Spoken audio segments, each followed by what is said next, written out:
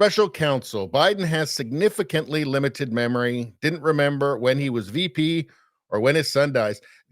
So, I mean, we're just finding out things that we've already known for a long time, right? I mean, we knew this even before 2020. Special counsel Robert Hur's criminal investigation into President Joe Biden documented numerous instances of Biden having serious memory problems, a top issue of concern for voters heading into the 2024 presidential election. See, I mean, everybody already knows is the thing.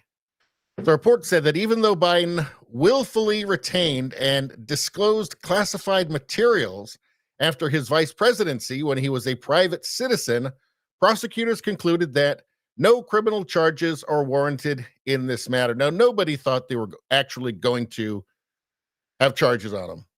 But nobody, I mean, obviously there was not going to be any charges against Biden. This is just to try and make it look fair while they're unfairly prosecuting Trump for essentially the same thing.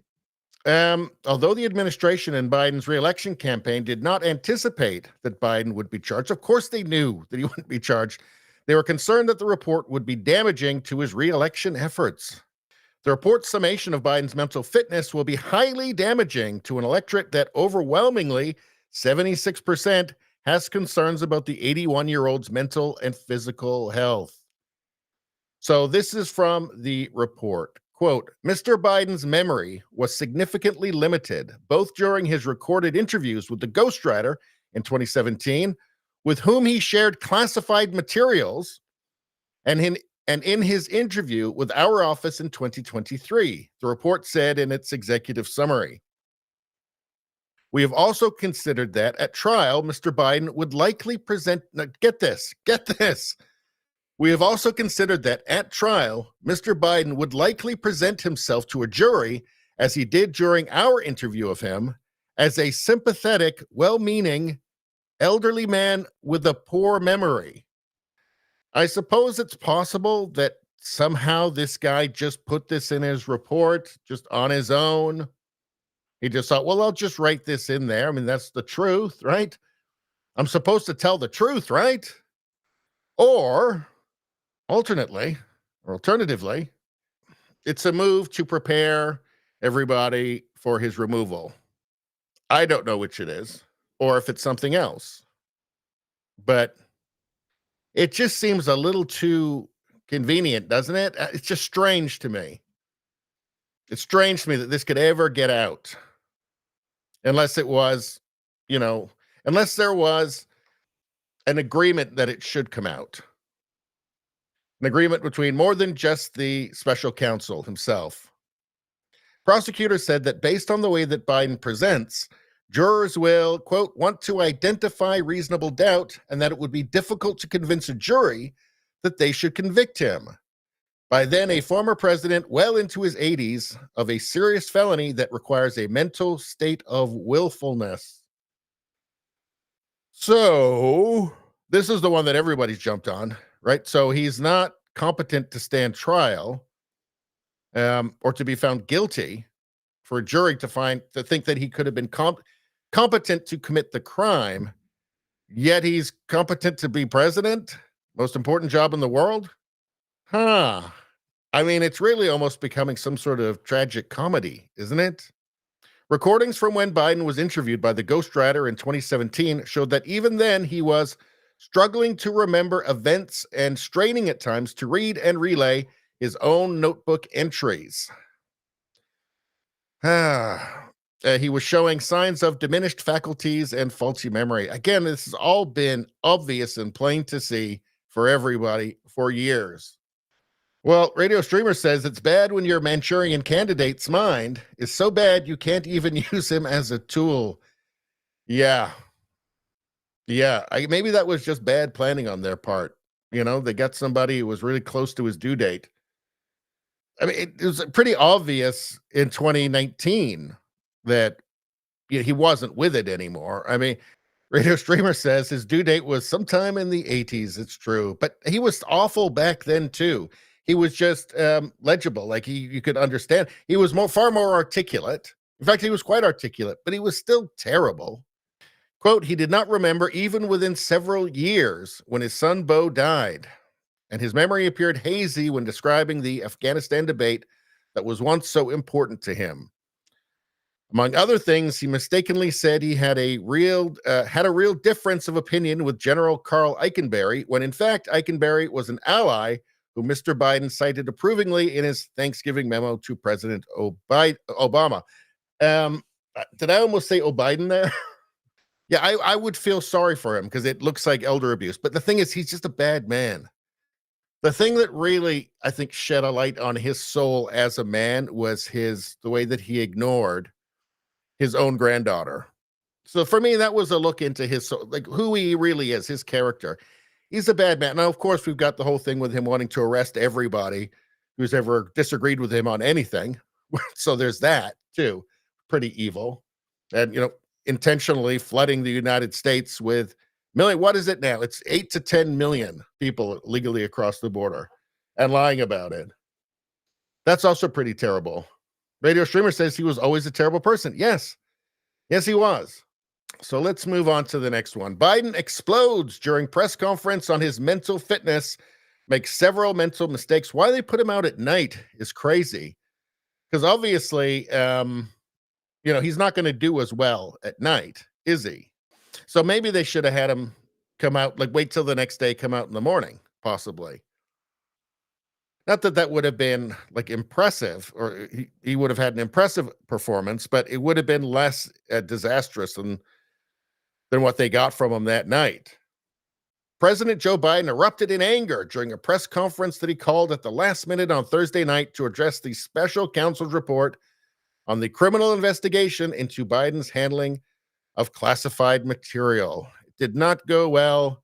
I'm guessing he did not get any butterscotch pudding that night after that performance.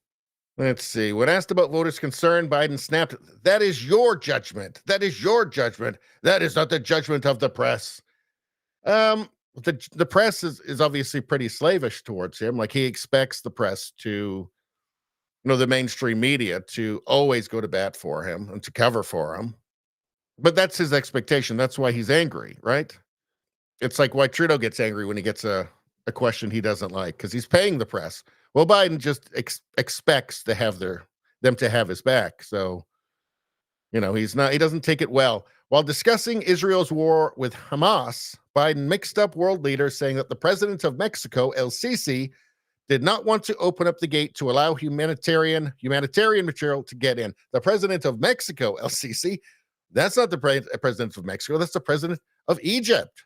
Quote, "I talked to him. I convinced him to open the gate," Biden claimed. "I talked to Bibi to open the gate on the Israeli side." Let's see. Biden claimed that the special counsel did not accuse him of sharing classified information with the ghostwriter of his book in 2017, even though the special counsel said that Biden did exactly that. A yelling Joe Biden, "I did not share classified information." How would Biden say that? "I did not share the blah, blah, blah, blah." Special counsel said that Biden did share classified information. It is in the report. So let's see. Radio Streamer says, "I live with and take care of my grandmother with Alzheimer's, and he is not the puppet master." That would be Biden. "He has all the hallmarks of a person with frontal lobe problems." Yeah, I mean, we can all see it, right? All of us can see that, right?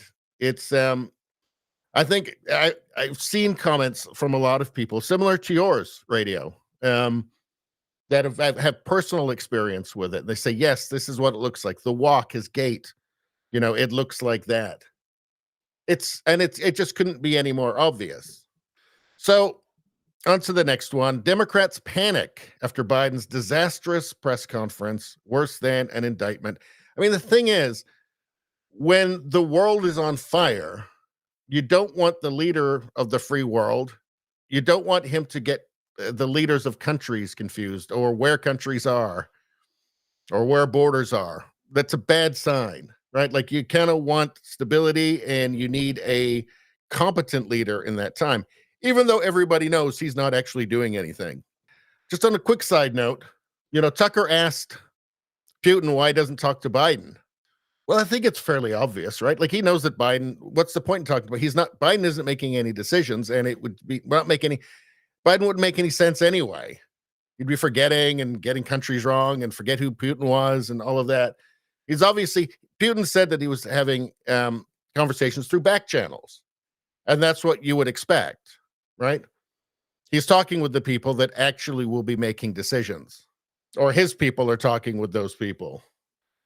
So they're saying that Biden's press conference was worse for them politically than an actual indictment, him actually being charged. President Joe Biden's press conference on Thursday has sent shockwaves throughout the Democrat Party, with several top officials reportedly saying on background that the event was an unmitigated disaster for the 81-year-old. Okay, so we've been through this part. So let's go to the Democrats' reactions. Longtime Democrat strategist and former Clinton White House aide Paul Begala said on CNN, "Look, I'm a Biden supporter, and I slept like a baby last night. I woke up every 2 hours crying and wet the bed." A Democrat House member speaking anonymously told NBC News that the special counsel's assessment was a nightmare that weakens President Biden electorally. Is that really what they should be worried about? Like, shouldn't it weaken him electorally? Like, isn't it a good thing if everybody recognizes, hey, this guy can't do the job? That should be a good thing. A Democrat House member speaking anonymously told NBC News that the special counsel's assessment was a nightmare that weakens President Biden electorally. Maybe everybody should just agree, like maybe just everybody in the world, because, they say that when the United States sneezes, the rest of the world catches a cold, right? Well, we could be facing a lot worse than a cold. Just everybody in the world, I think, agrees at this point, right? The man just should not be president. For Democrats, we're in a grim situation, the member said. But this is the crazy thing. Like, shouldn't it be for Americans, we're in a grim situation? I mean, politics is, it's just like, I suppose it's like a game, right? It's a career, certainly. A Democrat operative also told NBC News that yesterday's events were beyond devastating, adding, "It confirms every doubt and concern that voters have. It's the only reason they didn't charge him. If the only reason they didn't charge him is because he's too old to be charged, then how can he be president of the United States?" Exactly. Another Biden ally told the publication that it was the worst day of his presidency. A Democrat strategist said in an interview with the Dispatch that the report from her, combined with Biden's disastrous press conference, was worse than an indictment, while another called it extremely bad. Axios reported that many senior Democrats were alarmed by Biden's press conference, including a former White House official who called it brutal. Another former Biden official said taking the nomination away from Biden is like taking the car keys away from your parents. Yeah, but if they're a danger to themselves and others, you have a responsibility, a moral responsibility to do it, don't you?